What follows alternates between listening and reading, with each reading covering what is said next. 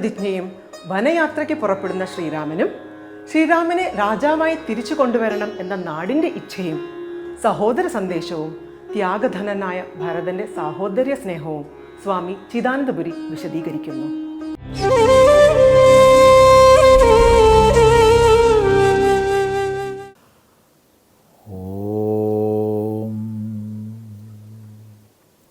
ഗുരുർബ്രഹ്മാ ഗുരുർവിഷ്ണു ഗുരുർദേവോ മഹേശ്വരഃ ഗുരുസാക്ഷാത് പരം ബ്രഹ്മ തസ്മൈ ശ്രീ ഗുരവേ നമഃ.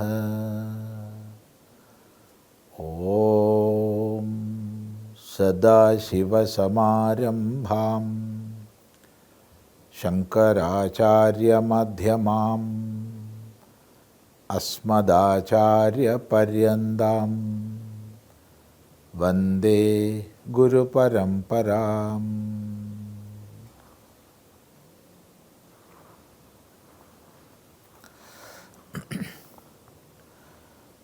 നാളെ പുലർകാലെ പോകുന്നതുണ്ടു ഞാൻ, നാളീക നേത്രനെ കൊണ്ടിങ്ങു പോരുവാൻ. ഞാനും ഭവാനും അരുന്ധതി ദേവിയും നാനാപുരവാസികളും അമാത്യരും ആനതേർ കാലാൾ കുതിരപ്പടയോടും ആനകശംഖ പടഹവാദ്യത്തോടും സോദരഭൂസുര താപസ സാമന്തമേദിനീ പാലക വൈശ്യശൂദ്രാദിയും സാദരമാശു കൈകേയിയൊഴിഞ്ഞുള്ള മാതൃജനങ്ങളുമായിട്ടു പോകണം. രാമനിങ്ങാഗമിച്ചിടുവോളം ഞങ്ങൾ ഭൂമിയിൽ തന്നെ ശയിക്കുന്നതേയുള്ളൂ.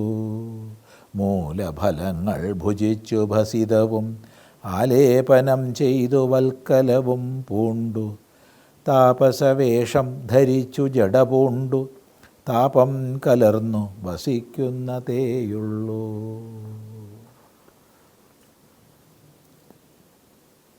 ഭരതൻ്റെ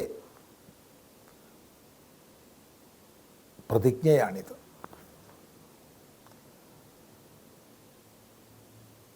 ഗുരുനാഥനായ കുലാചാര്യനായ വസിഷ്ഠ മഹർഷിയുടെ മുമ്പിലാണ് ഈ വാക്കുകൾ ഭരതൻ പറയുന്നത്.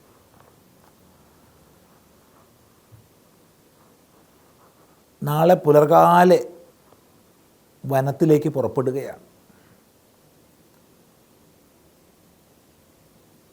അങ്ങും അരുന്ധതി ദേവിയും മറ്റു പുരവാസികളും സഹോദരന്മാരും സാമന്ത രാജാക്കന്മാരും എല്ലാം ചേർന്ന് നാട്ടിലെ സകല ജനങ്ങളും ഒരു ഭേദവുമില്ലാതെ നാളെ തന്നെ വനത്തിലേക്ക് പുറപ്പെടുകയാണ്. ശ്രീരാമനെ വനവാസത്തിൽ നിന്ന് പിന്തിരിപ്പിച്ച് നാട്ടിലേക്ക് എത്തിച്ചേ മതിയാവും. രാജാവായി അഭിഷേകം ചെയ്തേ മതിയാവും. ഇതാണ് ഭരതൻ്റെ നിശ്ചയം. അവിടെ ഭരതൻ പറയുന്ന കൂട്ടത്തിൽ കിളിപ്പാട്ടിൽ കൈകേയി ഒഴിച്ചുള്ള എല്ലാ അമ്മമാരും എന്ന് പറയുന്നുണ്ട്. എന്നാൽ കൈകേയിയും പോയിട്ടുണ്ട് കൂടെ.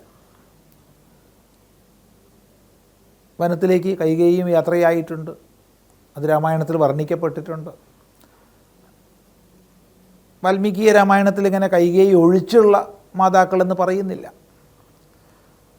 എന്നാൽ കിളിപ്പാട്ടിൽ അങ്ങനെ കാണുന്നു നമ്മൾ. ഇവിടെ ശ്രദ്ധേയമായിട്ടുള്ളത്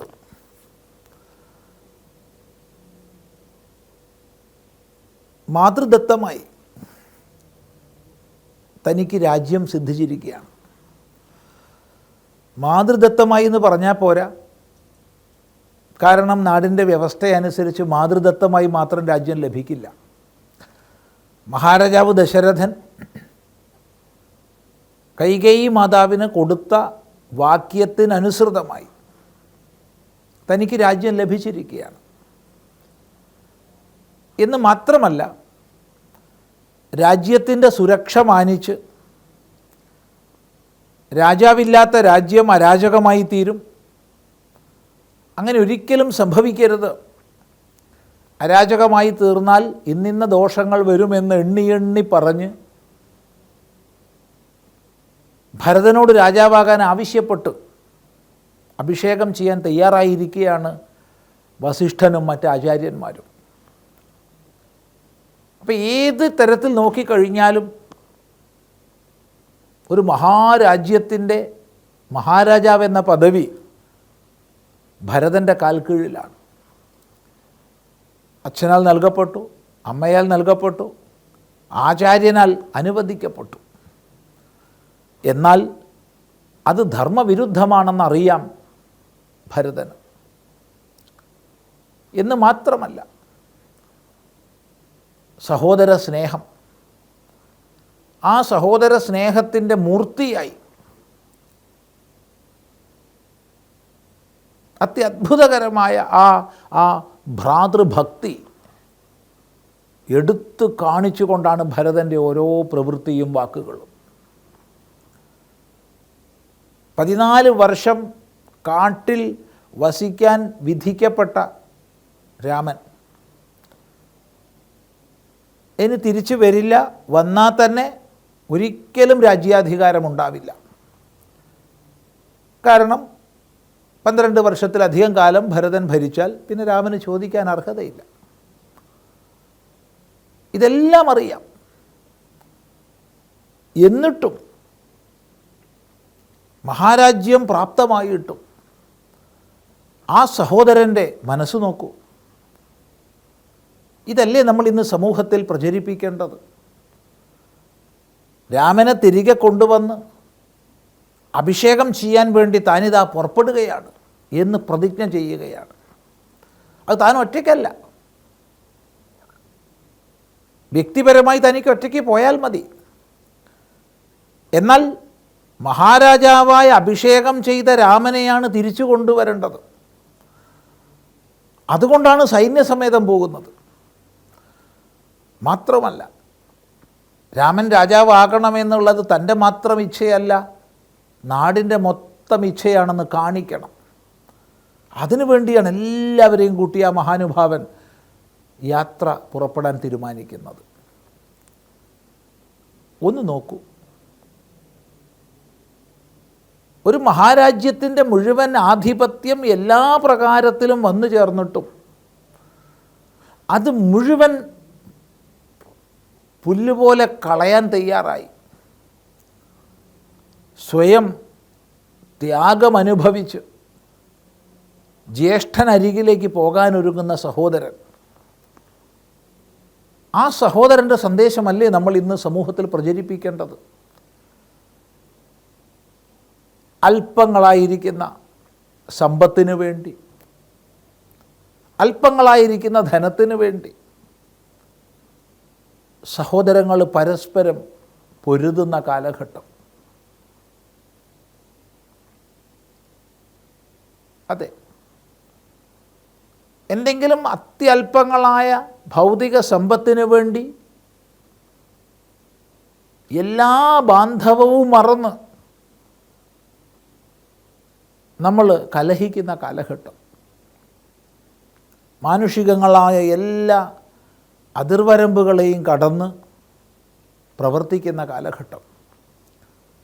അതുകൊണ്ട് തന്നെ അസ്വസ്ഥഭരിതമാണ് സമൂഹം.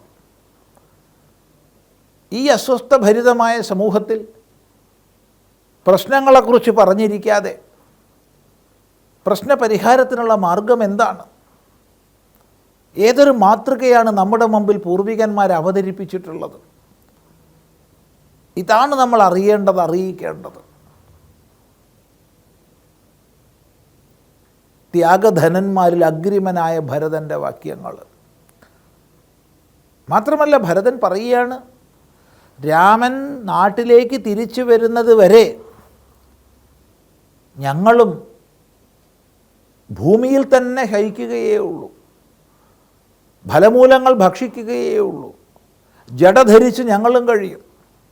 എന്ന് വെച്ചാൽ അർത്ഥം, തങ്ങളുടെ ജ്യേഷ്ഠ സഹോദരൻ ഏതൊരു വൃത്തിയെയാണോ വനത്തിൽ ആചരിക്കുന്നത്, അതേ വനവൃത്തിയെ ഞങ്ങൾ നാട്ടിൽ ചെയ്യും.